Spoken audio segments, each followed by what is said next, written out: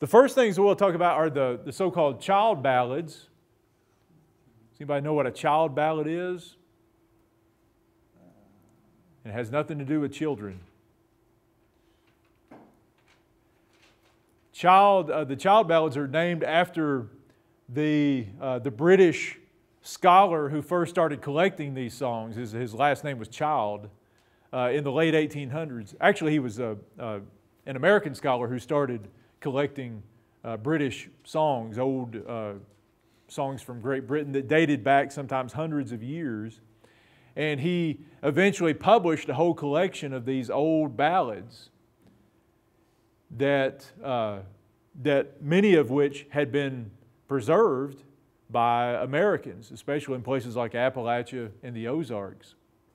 And these child ballads by Francis Childs became popular for folk music collectors in the 1900s. He published his collection in the 1800s.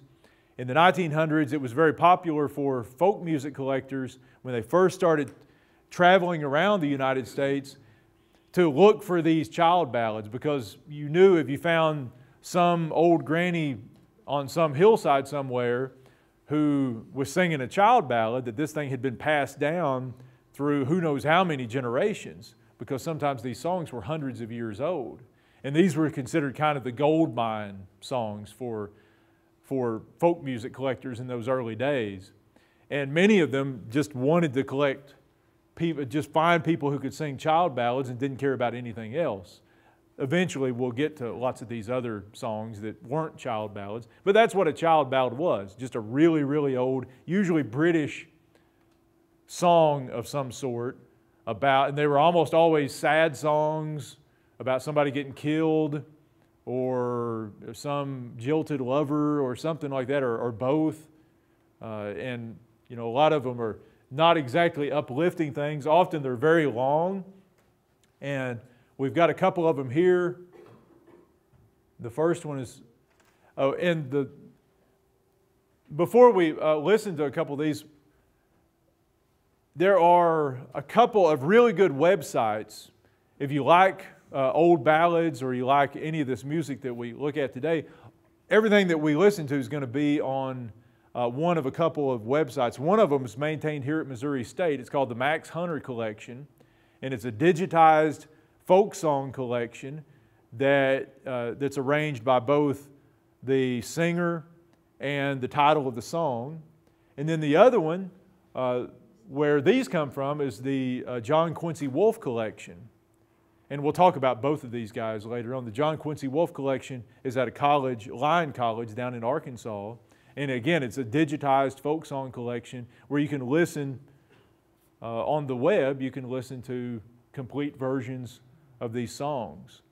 And in both cases, the websites will have lyrics to the song, or at least lyrics as much as we can figure out what they're saying. That there will be lyrics to the song. And sometimes on the Hunter Collection, you'll even find sheet music. Not on the Wolfe Collection, but on the Hunter Collection. And the folks at the University of Arkansas are in the process of digitizing their big collection of folk music as well. So eventually you're going to have 3 of these massive collections of folk songs to listen to. All of them, almost all of them recorded in the Ozarks. But we'll hear just a bit of this song, and I've used the song titles that the singers themselves used when they recorded these. Now keep in mind, we're going to talk about folk song collectors in a minute, and I'll make it clearer what exactly folk song collectors did, what they were out there and how they worked. But all of these songs were collected by folk song collectors. All of these performers are amateurs. Some of them, it will be readily apparent that they are amateurs. But they were most of them were recorded in a living room somewhere or on a front porch with an old reel-to-reel portable tape recorder. And so these are, usually the folk song collectors would use whatever song title the singer provided them, even if it may not be the exact same title that the song is known for in the child collection. But we have a couple of child ballads, And we're not going to listen to all of these because some of them are really long, but we'll just get kind of an idea of what they sound like. This one's called The Gallows Tree, and I think it's Almeda Riddle singing this. I believe. I don't remember exactly. I'll be able to tell you when we click on this. Yeah, this is Almeda Riddle. And the way that both of these sites work is usually they will have the singer, the name of the song, and sometimes other kind of alternate names, titles for the songs, and it'll actually tell you where and when it was recorded. So that's what that date's for, August 22nd, 1957, in a place that no longer exists called Miller, Arkansas. Miller's one of several places in the Ozarks that has been drowned out by a man-made reservoir. We have lots of those, and it's underneath a lake now, or most of Miller. So you can see how long this song is. And you can see down at the bottom, this one was child number 95, usually known as the maid freed from the gallows. Does everybody know what gallows are? Yeah, somebody's going to be hanged here. Oh, hangman, hangman, slacken up your line, for I see my father coming from a far off distant home. Oh, Father, Father, have you brought me gold? Or have you paid my fee? Or did you come to see your only son hang 'neath the gallows tree? Oh, no, son, I brought no gold, nor have I paid your fee.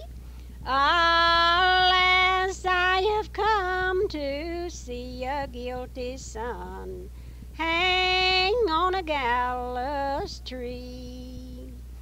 Oh, hangman, hangman, slacken up your line, for I see my mother coming from her far and distant home.